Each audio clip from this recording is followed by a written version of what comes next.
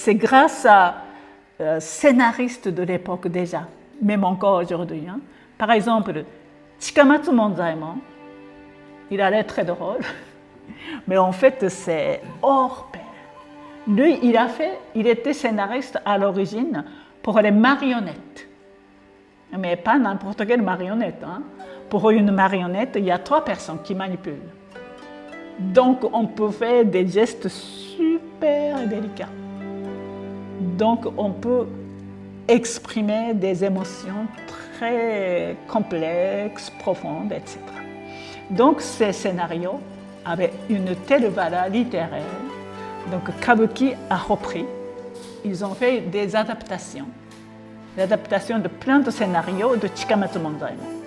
Par exemple, Nakamura Kichiemon, un trésor national, un bel homme, hein, calme, et il est capable de jouer ce scénario. C'est un samouraï dont le seigneur lui impose de tuer son fils en tant que bouc émissaire pour sauver un futur candidat d'empereur. Magnifique, hein, le décor. Et l'armure, ce sont des vraies armures. Hein. Donc son fils, il a compris. Donc il accepte d'être tué. Mais ça l'a complètement dégoûté, bien que la classe samouraï était la plus haute classe. Il a rejeté, il est devenu moine. Et il quitte le monde des samouraïs en disant « Ah, 16 années, parce que son fils avait 16 ans, à 16 années que j'ai partagé, comme un rêve. » Donc, je crois que les gens s'identifiaient quelque part, parce qu'on souffrait quand même de la société de classe. Et un autre scénariste, il s'appelle Tsuruya Namboku. Pareil, il faisait plein de scénarios extravagants, mais la profondeur de la psychologie humaine. Une femme dont le mari trompe, classique, elle tombe malade, il lui donne gentiment un médicament, elle prend le médicament, en fait c'est le poison. Et il paraît que les acteurs jouent tellement bien que les spectateurs, connaissant le scénario du début jusqu'à la fin, il paraît que les spectateurs crient « Ne prends pas cette poison !» Donc, avec ce médicament poison, elle perd un œil. Et en plus, le mari, il prend tout pour vendre.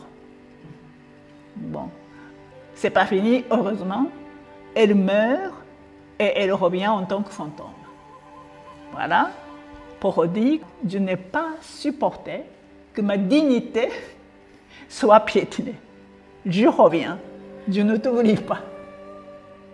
Et donc le mari, il essaie de tuer, mais c'est le fantôme, donc il ne peut pas tuer. Voilà. C'est devenu vraiment la mode dans la capitale du Japon, 17e, 18e, 19e siècle. Donc, par exemple, voilà, c'est la librairie. Les jeunes femmes sont en train de regarder les posters des acteurs préférés et des magazines, voilà. C'est répercuté sur la mode. Comme les acteurs faisaient plein de coiffures, signant de différentes sortes, donc ça a créé la mode et les accessoires. C'est joli, hein? Les accessoires sur les cheveux. Et les motifs de kimono. Donc ça c'est acteur, c'est une femme qui a copié. Et ça vous rappelle pas quelque chose de ce motif de carré? C'est Demon Slayer. Demon Slayer, il a inspiré de ça. Et c'est pas fini. Des éventails, des serviettes Et même comme on entend la musique tellement belle dans le théâtre, il y a plein de gens qui voulaient apprendre. C'est joli, hein?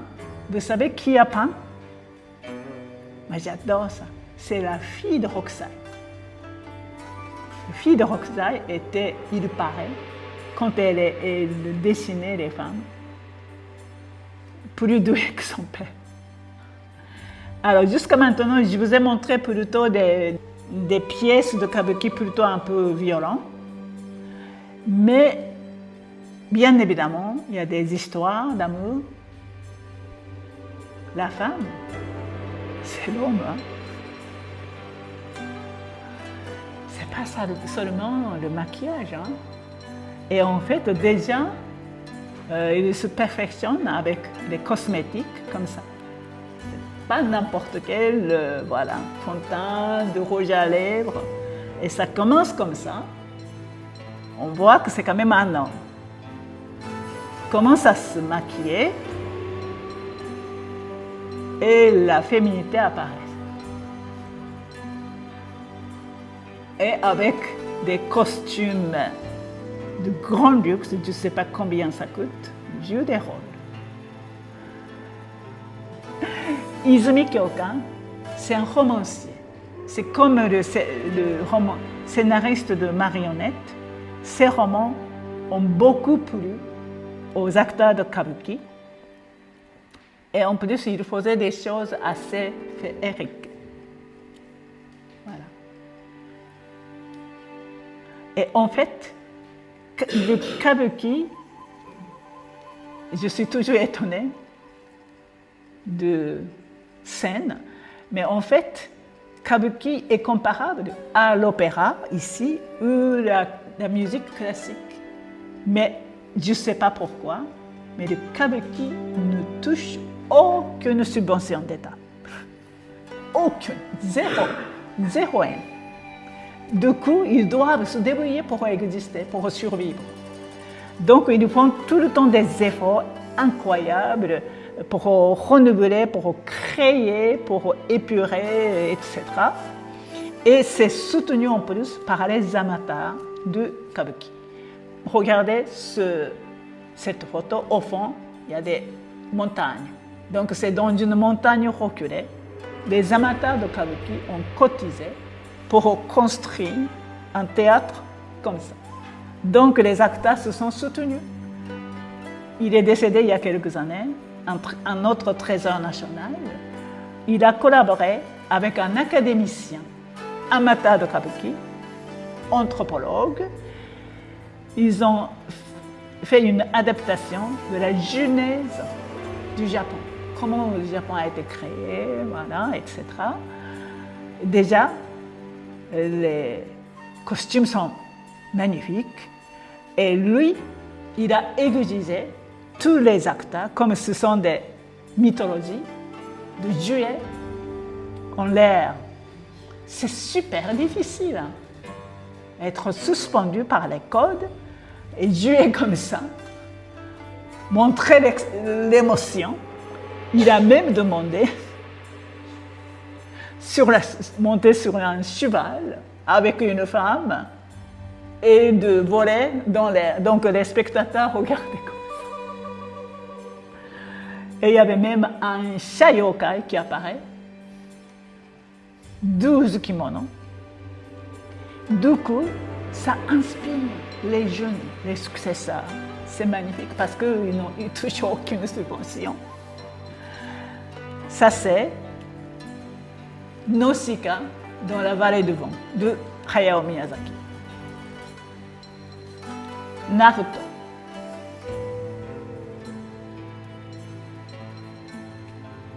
Pareil, avec l'image de l'intelligence artificielle. Donc, ce trésor national, avec un autre grand acteur, ils ont encouragé un scénariste hors kabuki de créer un scénario pour un tribu considéré comme des ogres, parce que le pouvoir politique centralisé voulait absolument persécuter. Donc le scénariste a dit, mais je connais absolument rien de tout kabuki, je ne suis pas capable, je ne suis pas compétent. Ils ont dit, ne vous inquiétez pas. N'importe quel scénario, si les acteurs de kabuki qui interprètent, ça devient kabuki. Vous voyez leur confiance. Voilà, c'est devenu comme ça. Et les deux personnes, c'est les fils de cet acteur. Donc, c'est un homme, hein, cette belle femme. Et c'est vrai que c'est devenu un kabuki. Je me permets de vous présenter sa femme qui partage complètement son idéal. Et lui, son amour envers le kabuki, c'est quand même exceptionnel. Il voulait absolument reconstituer le théâtre de kabuki il y a 400 ans et transporter. Parce que son idée, ce n'est pas de dire des amateurs de kabuki qui habitent dans un hameau reculé. Tu viens pour me voir. Ce n'est pas son style. Donc, il a réalisé un théâtre de kabuki transportable, mais une reconstitution parfaite. Celui, il y a 400 ans. Il n'a pas aménagé. Et que c'est lui qui se déplace. Les gens sont contents. Hein? Et il est même allé sur une île, 2 heures d'avion, 4 heures en ferry, 6 heures. Et le nombre d'habitants, 121. Il est allé. C'est pas rentable, hein? Et comme il ne peut quand même pas transporter ce théâtre pliant, il a joué au bord de la mer. Vous voyez les spectateurs, ils sont sur le sable. C'était une histoire d'un exilé. Quand le bateau est venu, vous voyez, c'est vraiment au bord de la mer. Il n'y avait rien. Il a joué. En fait, je voulais vous dire que les acteurs de kabuki, dans un grand théâtre, avec 1800 personnes, ils jouent sans micro. Hein. Et dernière ligne, on entend. Donc pour lui, jouer au bord de la mer, ça ne pose aucun problème. Les gens entendent. Et ce bateau qui vient chercher les exilés, comme il adore tellement les amateurs qui soutiennent le kabuki, il ne voulait pas faire n'importe quoi. Il a fait construire exprès pour ça, juste pour une fois. Il y a 10 ans, il est décédé à l'âge de 57 ans. Il a brûlé sa vie. S'il travaille comme ça. Hein. Mais son rêve, sa vocation est bien transmis à ses fils. Et donc maintenant, c'est ses fils qui transmettent leur amour envers kabuki à ses enfants.